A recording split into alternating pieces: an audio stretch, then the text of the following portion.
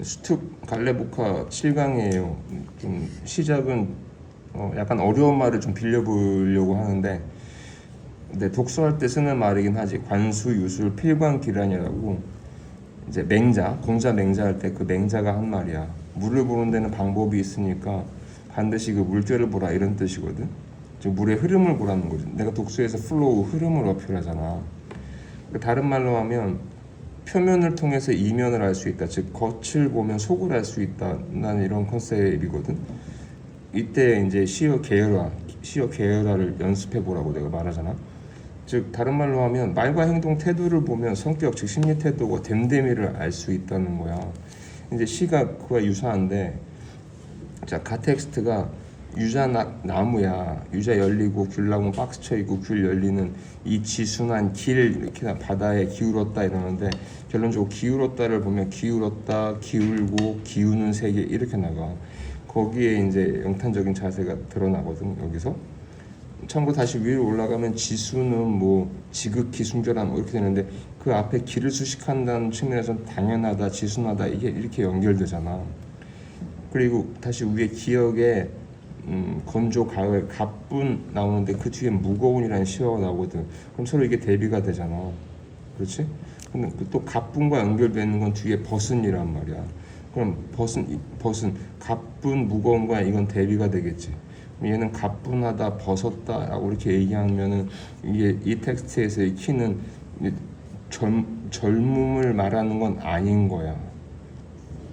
그래서 내가 시는 항상 말하잖아. 시는 연상이다. 절대 상상하지 마라.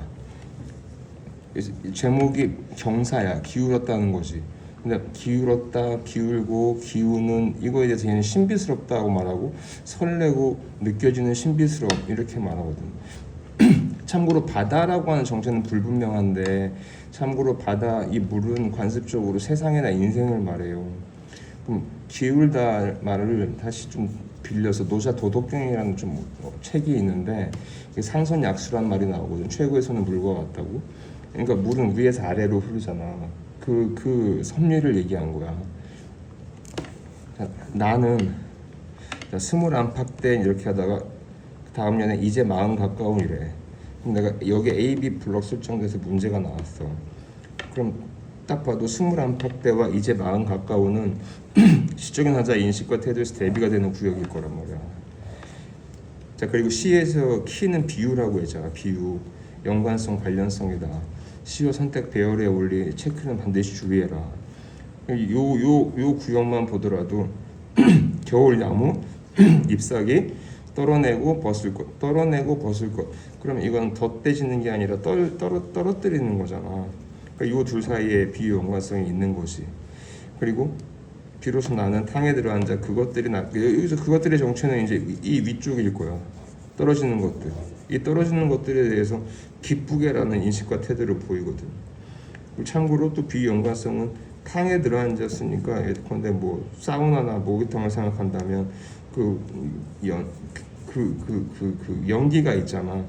김 같은 게 올라오는 이게 연관성이야. 거기서 얘는 이 상황을 확인하고 있다 이렇게 말하는 거야.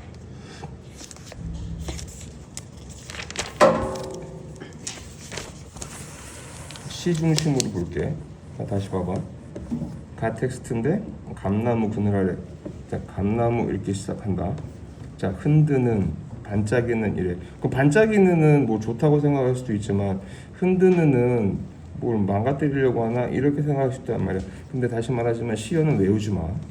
여기서 흔들고 반짝이는 건 이제 상수, 시적인 화자가 시적 대상에 대해서 말하는 인식과 태도를 체크해야 되는데, 감나무에 대해서 얘기하는데 흔드는 네거티브할 이유가 없어. 왜냐면 뒤에 반짝이는 거 같이 연결되거든. 그럼 그 뒤에 바람, 햇살, 오색 딱따구리, 청설모가 다 같은 계열이야. 다 같은 계열이야. 같은 계열이기 때문에 여기서 흔들다라고 하는 게 뭔가 떨어뜨리면서 나쁘다라고 외워서 접근할 필요가 없는 거야. 그러다가 밑줄 기억이 나오고 사랑이 끝났다. 그럼 밑으로 쭉 내려오면 니은 거쳐서 이별이 나오거든. 얘네 둘은 통할 거야. 그러다가 흰구름과 장대비라고 하는 게 나와. 근데 맞아보기에 이러거든.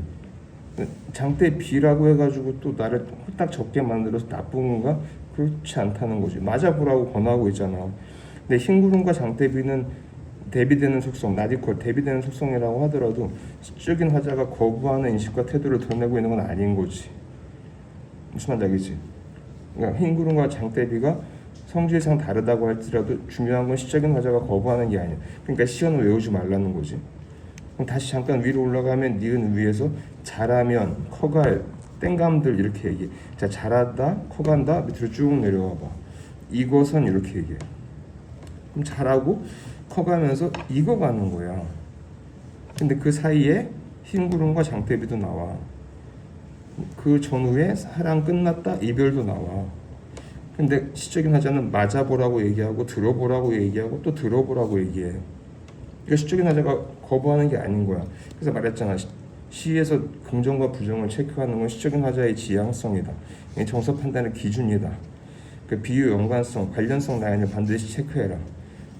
잘하면, 커갈, 이것은 이 라인이 키다. 그리고 마지막 두 행이 화나다, 어찌 부시지 않으려 이렇게 나와. 그러니까 얘는 이거를 지금 받아들이는 거지.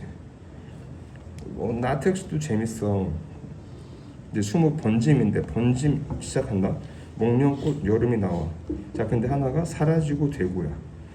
이게 뭔가 좀 이제 스탠바이 해야 되지. 사라졌는데 다시 뭐가 된다는 거지. 사라졌는데 뭐가 된다는 거야. 근데 이제 번져 사라지고야. 그럼 번지는 건 사라지는 거랑 일단 관련되는 거야. 그렇지? 근데 여기서 또 시연을 외우지 말라고 했다. 사라지는 건 그럼 소위 말해서 죽는 건가, 없어지는 건가, 나쁜 건가, 이렇게 하면 안 돼. 다시 오른편 봐봐. 자, 번져 또 되고지. 자, 번져 되고 나는 다시 내게로 번져. 자, 번져 사라졌다 쳐. 번져가 사라지는 거라고 쳐. 죽고 없어지는 거라고 쳐. 근데 다시 되는 거랑 이어지는 거지. 다시 번진다? 그럼 다시 되는 게 연상해야지. 그러니까 번져 살자 이렇게 나가지. 자, 번져 되고 즉 다시 앞으로 부분과 또 연결 지으면 사라졌는데 생기는 거, 사라졌는데 생기는 거 이렇게. 즉 참고로 자, 생기는 게 삶이야, 사라지는 게 죽음이야 했다고 쳐도 삶과 죽음은 분리되어 있다, 이어져 있는 거지. 그러니까 그 뒤에 나오는 게 삶은 번져 죽음이 된다. 그럼 눈 뒤집어 얘기해도 돼. 죽음은 뭐가 된다? 삶이 된다. 이렇게 되는 거지. 여기 구역에 블럭 설정돼 있잖아. 그러니까 죽음은 번져서 삶, 다시 밝힌. 그러니까 죽음은 번져서 없어져서 다시 삶이 되고 이렇게. 참고로 얘기하면 마르틴 부버라는 학자가 있어요. 이히 운트 두라는 텍스트가 있거든. 나와 너란 텍스트야.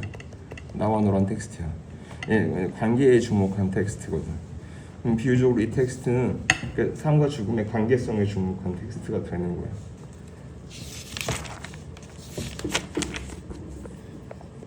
자, 이거 갈레부카 9의 이 문제 광화문이라는 텍스트, 얘도 재밌어. 자, 다시 말할게. 시의 핵심은 비유야, 메타포야, 천재의 상징이야. 아리스토텔레스가 얘기했어. 내 말을 못 믿겠으면 아리스토텔레스의 말을 믿어. 아리스토텔레스가 시학이란 책에서 메타포는 천재의 상징이다 이렇게 말했거든. 내가 이거를 빌려서 시어 식구 계열화가 목표라고 말하는 거야. 시어 식구 계열화를 시킬 줄 알아야 된다. 그 계열화 시키는 것의 키는 비유 연관성이에요. 비유 연관성의 키는 절대로 너희들이 상상하지 말라는 거야. 연상을 하라는 거야. 연상을. 알겠어? 연관성, 관련성 가지고 연상을 하라는 거야. 참고로 내가 문재인 씨 닮았다는 얘기를 많이 듣잖아. 그렇다고 내가 정치인은 아니잖아. 그렇습니다. 김민우가 문재인은 닮았어도 김민우는 정치하는 사람이 아니고 그거를 알려주려고 하는 사람이다. 뭐 이 정도지. 근데 어쨌든 유사해. 비유야. 자, 봐봐. 가에서 어두워지지 않는다 이랬어. 근데 밑으로 내려오니까 일제히 불을 켠다 그랬어. 그럼 불을 켜면 어두워 밝지? 네. 그러니까 어두워지지 않는 거지. 근데 어두워지지 않는 게 뭐냐? 가로수야. 가로수가 왜 어두워지지 않아? 불꽃 나무래. 전구들을 달고 있기 때문이래. 불현듯 손뼉을 칠 뻔했대.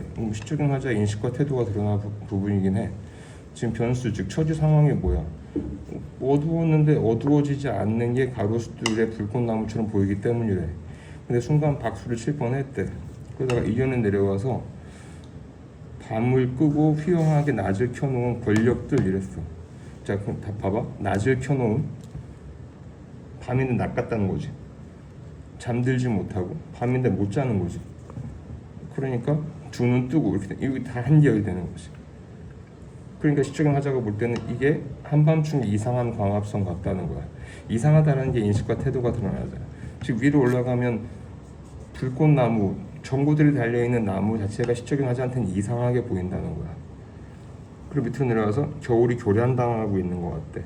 그리고 밑줄 친 니은 문제가 나와. 밤에도 잠 들지 못하는 사람들. 그럼 사람들하고 겨울 나무들하고 비슷한 상황에 놓여 있다는 거지. 그럼 정체는 이렇게 볼 수 있어. 즉 다시 위로 올라가서 이연의 권력의 정체는 불분명하지. 근데 시적 상황상 확실하지. 겨울을 교란하고 있는 사람, 그 존재들이지. 그럼 이거 참고로 그럼 권력의 의미는 즉 겨울을 교란시키는 자들이겠지. 잠들지 못하게 하는 자들이겠지. 겨울나무나 사람들을 지배하는 존재들이겠지. 나중에 보기가 어떻게 나올지 모르겠지만 여기서는 교란당하고 있는 겨울나무하고 잠들지 못하는 사람들이 비슷한 처지에 있는 거야. 이런 권력들 때문에. 이런 권력들의 정체는 이렇게 낮을 켜놓고 잠들지 못하게 하고 두 눈 뜨게 만드는 존재들이지. 그리고 다시 위로 올라가면 이제 불꽃나무들을 만들어 버리는 거야. 어두워지지 않게 불을 켜두는 존재들. 그리고 가로수들인데 불꽃나무가 돼버린 가로수들. 그게 이상한 광합성을 하고 있는 거예요. 그러면 이제 밤에 잠들지 못하는 사람들하고 비슷한 처지의 메타포가 되는 거지. 그러니까 시에서 다시 말한다. 절대 비유 메타포를 놓치면 안 돼요. 시어 식구 계열화를 시키는 연습을 해줘야 돼. 그래야 낯선 텍스트 나왔을 때도 스스로 이 텍스트에 뭘 어필하려고 하는지 포착할 수 있어. 거기에 관건은 상상하면 안 된다는 거야. 연상을 할 줄 알아야지. 그 외 기본 스텝은 상수 변수에 따라서 시적인 화자가 시적 대상에 대해서 어떤 인식과 태도, 생각을 드러내려고 하는지, 그리고 어떤 처지 상황, 시적 상황에서 말하고 있는 건지 그걸 스탠바이하고 읽을 생각을 하라는 거지. 시어는 메우지 말고. 오케이?